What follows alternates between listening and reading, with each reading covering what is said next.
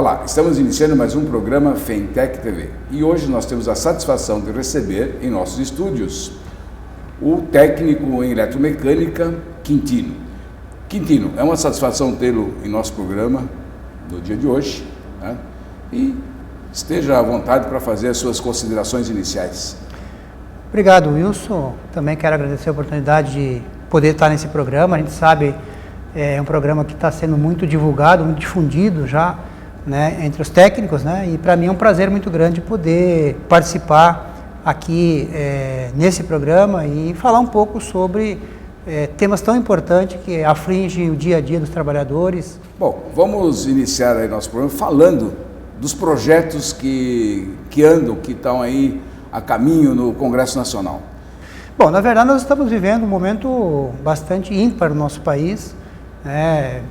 A crise, na verdade, de 2008, ela se agudiza agora no nosso país, infelizmente por todas as tentativas feitas por parte do governo, não conseguiu evitar, né, que essa crise ela tomasse proporções dimensionais no nosso país. Então acho que esse é um cenário, esse ano 2015 para nós é um cenário muito complicado na nossa avaliação, a avaliação que a CUT tem feito, é que nós vamos ter que ter muitos enfrentamentos, os trabalhadores terão muitos enfrentamentos esse ano, temos tido vários e teremos na nossa avaliação muitos enfrentamentos, dado esse momento de crise, essa consequência grave da crise internacional, né, e também dos esforços que foram feitos na medida em que houve muita desoneração no passado, né, e agora sobrou o reflexo para nós nesse momento. Nós queremos enfrentar, portanto, esse momento, e temos dito para o governo que não pode, os trabalhadores não podem pagar conta, e as medidas provisórias, especialmente a 664 e a 665, elas é um pouco disso, né? Ou seja, transfere para os trabalhadores parte dessa conta. Né? Se no passado os empresários foram desonerados e tiveram com isso mais ganho de produção, mais ganho, né, no seu faturamento, não pode agora querer que os trabalhadores paguem essa conta.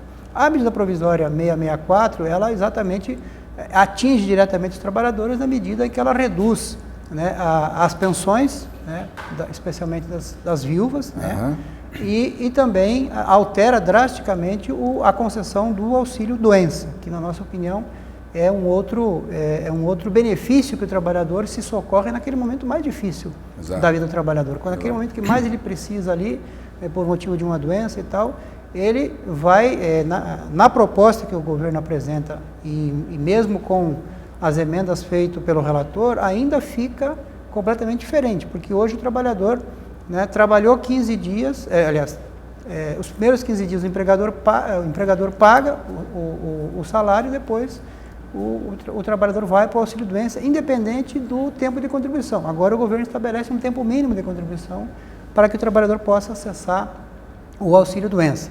Assim como também a questão das aposentadorias. Hoje, na medida provisória, prevê de que a mulher tem que ter mais de 44 anos e tem que estar, no mínimo, comprovar 2 anos, né, com o seu companheiro para poder ter acesso, aí, então, portanto, à pensão. Então, na verdade, há uma grande modificação, né, é feita uma grande modificação que, na nossa opinião, isso vai trazer, de certa forma, prejuízo para os trabalhadores. Se comenta, por esses dias aí, muito de uma jovem que casou com o sogro. E, então, você acha que essas coisas pesam muito nessa decisão do governo? Nós temos dito para o governo, porque, na verdade, quando o governo apresentou as 2 medidas provisórias, a nossa posição, foi de que o governo devia retirar as medidas provisórias e debatermos elas, as alterações, os ajustes.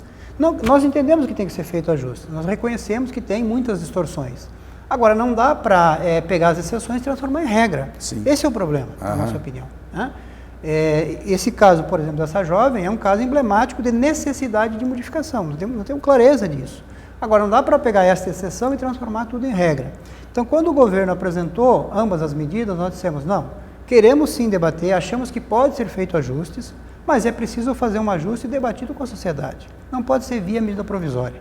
Nós achamos que devia ser um projeto de lei onde nós pudéssemos e tivéssemos a oportunidade de levantar todos os problemas, de corrigir todos os problemas, para que ao corrigir um não fosse prejudicial ao outro, que é esse caso que tu levantas aqui né, desta jovem. Então, portanto, nós entendemos que sim, é preciso fazer correção. Agora, não dessa forma, onde todo mundo vai ser muita gente vai ser penalizada em nome de poucos, né, que, na nossa opinião, tem que ser feito sim, mas de forma correta, a não generalizar um problema para toda a sociedade, para todos aqueles e aquelas que a 664 já passou no Congresso? Já passou na Câmara dos Deputados? A 664 ela foi votada na semana passada, a 665 está aprovada, a 664 também foi já passada na Câmara, foi aprovada na Câmara, agora está no Senado. A nossa mobilização na semana passada, e vamos continuar nessa semana, agora vamos transferir ela para o Senado, no sentido de pressionar os senadores para que os senadores, né, rejeitem a medida lá e que tenhamos condições de recolocar ela numa discussão mais ampla com a sociedade e que possa realmente fazer as correções necessárias. Essa é a nossa expectativa. Certo. Que foi pego um pouco de surpresa essa medida provisória no final do ano, né? Foi um presente de ano novo para os trabalhadores, né? Exatamente, foi uma medida provisória editada no dia 29 de dezembro, ou seja, foi algo assim, um momento onde está um momento de recesso no país, porque final de ano, as festividades, todos os setores, a produção em geral para, né? Então, nos tomou de surpresa essa medida as duas medidas provisórias, aonde tivemos dificuldade, então, de contornar o processo. Imediatamente veio já para o Congresso Nacional, e no Congresso Nacional mais difícil ficou, porque a gente sabe da correlação de força interna, e esperamos que a gente ainda consiga no Senado alguma sinalização por parte do Senado no sentido de alterar ela substancialmente, ou então, quem sabe, desmobilizar e transferir um debate mais amplo para que se transforme num projeto de lei, não na medida provisória, e a gente possa debater nesse projeto de lei. Então, portanto, a 664 ela está nessa situação, né, e evidentemente que a 665 também, podemos conversar sobre ela, vai nessa perspectiva, e acho que essa é mais interessante, talvez nós debater um pouco mais a 665 aqui, porque é a medida provisória que tem uma expressão maior, no sentido que atinge o seguro-desemprego, atinge o abono salarial e atinge também os pescadores. Queria depois, então, nós pudéssemos conversar, né, sobre ela de forma mais detalhada, até porque ela tem uma expressão muito maior, né, em função do seguro-desemprego. Muito bem, vamos a um pequeno intervalo e voltamos a seguir com a entrevista com o nosso companheiro Quintino.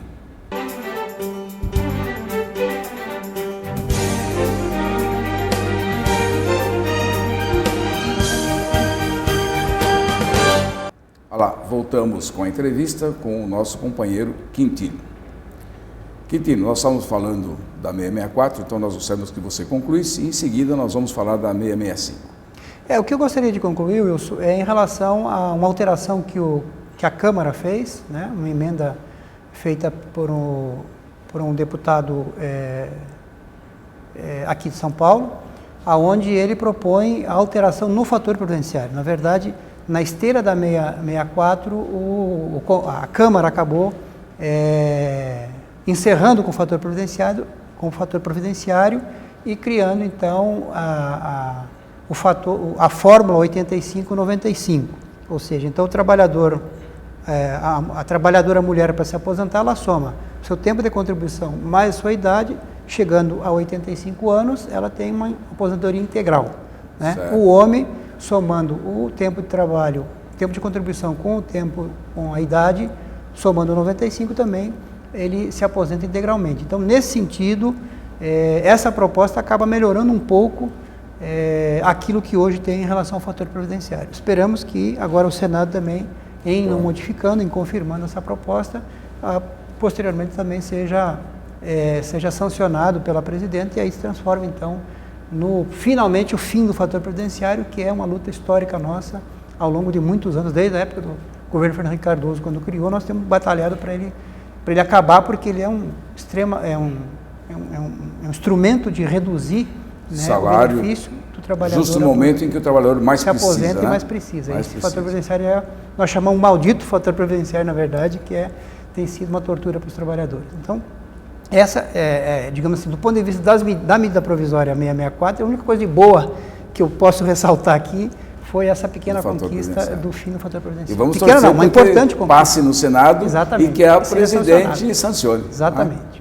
Né? Em relação à 665, é a medida provisória que também coloca em debate tanto o abono salarial, como o seguro-desemprego e o seguro-defeso, que é o seguro pescador, né? Essa medida provisória também altera drasticamente as atuais regras, né? Hoje nós temos uma regra para o seguro-desemprego, por exemplo, que o trabalhador, ele trabalhando 6 meses em 36, então pega 3 anos, se em 3 anos ele trabalha 6 meses, ele já pode acessar o seguro-desemprego, ter 3 parcelas do seguro-desemprego. Qual que é a proposta que o governo fez? O governo fez uma mudança extremamente grave, porque ele reduz em 24 meses, o trabalhador precisa trabalhar 18 meses. Então, houve um achatamento drástico aí, né, do direito para o trabalhador acessar a primeira vez o seguro-desemprego. O relator da medida provisória acabou alterando um pouco essa proposta original. Ele reduziu de 18 para 12 meses, no caso, a necessidade de contribuição, mas manteve, né, mas também reduziu para 18 meses. Então, o trabalhador precisa trabalhar 12 meses em 18. Ficou muito pouco espaço, a flexibilidade é muito pequena, né? Se hoje nós temos 6 em 36, ele acaba reduzindo de 12 em 18. Então, realmente há um prejuízo muito grande, né, para os trabalhadores. E aí, assim, Wilson, esse para nós é o mais grave, porque essa é a hora que o desespero é maior para o trabalhador, que é quando ele está desempregado, ou seja, ele já perdeu aquilo que tem de mais digno na vida, que é o emprego, que é o trabalho, que é sustentar sua família, enfim. Então, neste momento, reduzir drasticamente essa proposta, nós achamos que isso é muito grave, né? Então, nós insistimos muito na Câmara Federal para que essa medida fosse derrubada na Câmara, não fosse aprovada. Agora também vai para o Senado, já está no Senado, nós vamos continuar insistindo para que os senadores tentem revogar ela, manter o status quo, ou seja, manter os 6 meses em 36, isso para nós seria fundamental o Senado aprovar essa proposta, mas sabemos, evidentemente, que nada sai sem pressão. Então, portanto, nós vamos continuar pressionando os senadores, fazendo pressão, como temos feito, né, nas últimas 2 semanas na Câmara e agora vamos para o Senado, no sentido de tentar ver se o Senado altera, né, ou traz para o status quo essa questão do seguro-desemprego. O outro tema alterado também foi em relação ao abono salarial, né? O abono que foi criado na época ainda das dificuldades lá atrás, onde se tinha muita inflação, o salário mínimo era muito baixo, mas de qualquer forma foi criado o abono. Para nós é uma conquista, né? Independente daquele momento ser um momento ruim, mas é uma conquista aonde todo trabalhador que ganhar até 2 salários mínimos, ele trabalhando 1 mês, comprovando que trabalhou 1 mês com carteira assinada, recebendo salário, ele tem direito no ano seguinte a receber um salário mínimo de abono. Então, portanto, até a medida provisória, todos os trabalhadores até 2 salários mínimos recebiam no ano subsequente um salário mínimo de abono. Qual que é a proposta que o governo apresentou na medida provisória? É de que o trabalhador precisava trabalhar 6 meses para poder ter direito, então, a receber. Esse abono não tem nada a ver com PIS? Não, ele é pago com os recursos do PIS. Com os recursos do PIS, tá. É pago com recursos do PIS, mas evidentemente que o trabalhador tem que se registrar, claro, né, ter a carteira, ter o PIS, trabalhando 1 mês no ano anterior, no ano seguinte ele recebe um salário mínimo de abono salarial.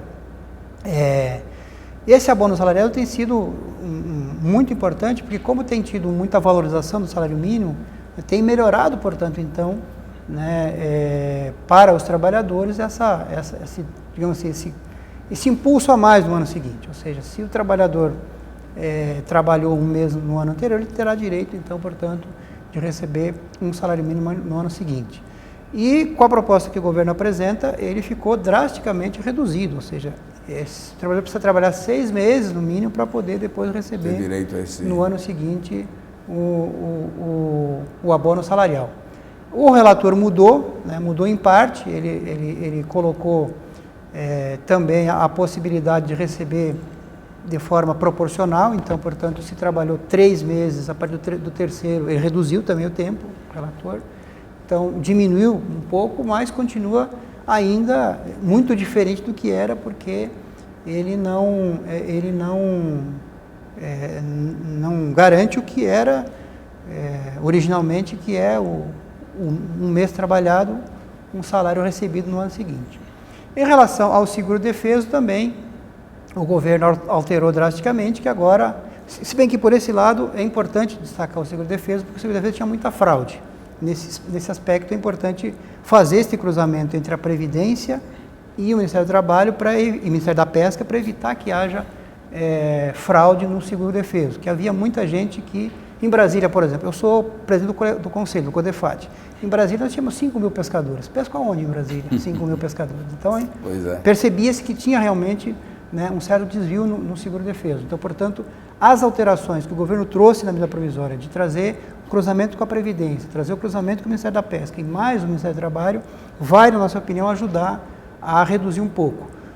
Vai reduzir drasticamente a fraude, entretanto, ficará ainda, né, como prejuízo a necessidade do pescador contribuir, né, por mais, ter que contribuir com um período maior, um período de 2 anos, para depois poder acessar ao seguro-defeso. Hoje ele contribui com 6 meses, provando que tem 6 meses de pesca, ele já pode acessar imediatamente o seguro-defeso.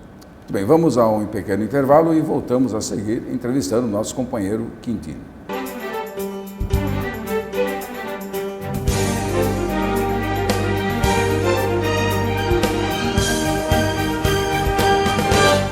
Olá, voltamos com o programa Fentec TV e continuamos a entrevista com o nosso companheiro, diretor da CUT, Quintino.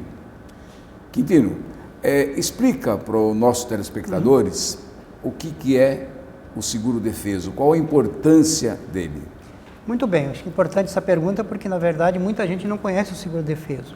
Na verdade, o seguro-defeso é uma proposta de que o pescador artesanal, aquele que não é o pescador industrial, ele possa, durante a piracema, durante o processo de reprodução dos peixes, ele não pesque. Então, portanto, durante 6 meses ele fica sem pescar e o seguro-defeso, né, o seguro-desemprego do pescador, é coberto, então, pelos recursos do FAT. Então, durante 6 meses, nós, o FAT, né, pagamos para o pescador não pescar. Essa em síntese, é isso. Seguro-defeso é pagar um salário mínimo para o pescador não pescar durante 6 meses, durante aquele período que está acontecendo a piracema, que está acontecendo a reprodução dos peixes. Então, na verdade, essa é uma medida protetiva, para proteger o meio ambiente, para proteger a nossa fauna, né? Proteger a nossa produção marítima, produção pesqueira. Então, isso significa seguro-defeso. Muito bem, vamos falar um pouquinho do projeto da terceirização. Nós gostaríamos de saber aí a opinião sua sobre esse projeto, que caminha rapidamente no Congresso Nacional. E esse projeto tem dado muito o que falar e muita mobilização, na verdade, né? Nós tivemos, no dia 7 de abril, né, um grande enfrentamento lá em Brasília, tivemos trabalhadores nossos feridos, inclusive pela Polícia Militar de Brasília, mas fizemos um enfrentamento importante, porque esse é um projeto que vai acabar, de certa forma, com as nossas categorias. Vai, de certa forma, fazer uma reforma trabalhista no Brasil, que muitos não conseguem ter a dimensão que é a reforma trabalhista precarizante que vai ocorrer com esse projeto de terceirização. Na medida em que pode se terceirizar tudo no Brasil, onde se abre as possibilidades de se terceirizar todas as fases da produção, na nossa opinião isso vai criar uma situação generalizada de desarticulação da produção, né, de descomando da organização dos trabalhadores. Nós achamos que isso vai ser algo muito grave, assim como também vai criar uma situação, né, de empresas que não terão trabalhadores da sua empresa própria. Vai ter uma empresa onde ela terceiriza tudo e só tem o produto final. Então, portanto, não terá organização dos trabalhadores naquela empresa. Isso será, com certeza, algo assim muito semelhante aí ao retrocesso, ou voltar para um período pré-escravatura, né, do jeito que está colocado. Então, por isso que a CUT, as centrais sindicais, boa parte delas tem... As centrais sindicais estão unidas nesse... Nem todas. Nós, tem parte das centrais sindicais, não é uma unanimidade. A CUT e a CTB estamos muito unidas nesse processo, temos 100% de concordância em oposição ao projeto, mas as demais centrais têm divisão interna. Mas, de qualquer forma, há um movimento forte dos trabalhadores no sentido de impedir que essa proposta seja aprovada no Senado. Ela passou na Câmara, veja que na primeira votação ela passou com uma diferença bastante grande, já na votação dos destaques das emendas a votação foi bastante apertada. Isso demonstra que a pressão dos trabalhadores, a pressão que nós temos feita em relação aos parlamentares tem sido fundamental para evitar que a terceirização, que esse projeto seja aprovado no Senado conforme ele saiu da Câmara. Tem 3 ou 4 pontos importantes desse projeto que eu gostaria de destacar aqui. Primeiro, que nós achamos que tem que regulamentar a terceirização, quer dizer que não somos contra a regulamentação. Nós sabemos que a terceirização é um fenômeno mundial, é um fenômeno da globalização. É difícil nós dizer, bom, vamos acabar com a terceirização. É uma situação praticamente que se consolida no mundo todo, a terceirização. Agora, o que não pode é ter um trabalhador terceirizado ganhando 10 e o primeirizado ganhando 15 ou 20. O primeirizado tem todos os direitos e o terceirizado não tem. Não tem saúde, não tem plano de saúde, muitas vezes não recebe 13º, não recebe férias, né? O empregador burla a legislação. Então, portanto, isso nós precisamos regulamentar. A CUT não tem desacordo em relação a isso. O problema é o que regulamenta. E, na nossa opinião, tem 3 ou 4 pontos que são fundamentais. O primeiro deles, que é não terceirizar a atividade fim de uma empresa. Pô, se a empresa produz um copo, né? Esse copo é o produto principal da empresa. Ela pode terceirizar tudo o que está em torno dele. A engenharia pode terceirizar a limpeza, a alimentação, enfim. Isso é normal poder terceirizar. O que nós não achamos que não pode terceirizar é a atividade fim daquela empresa. Se aquela empresa fabrica este copo, né, é a atividade fim dessa empresa.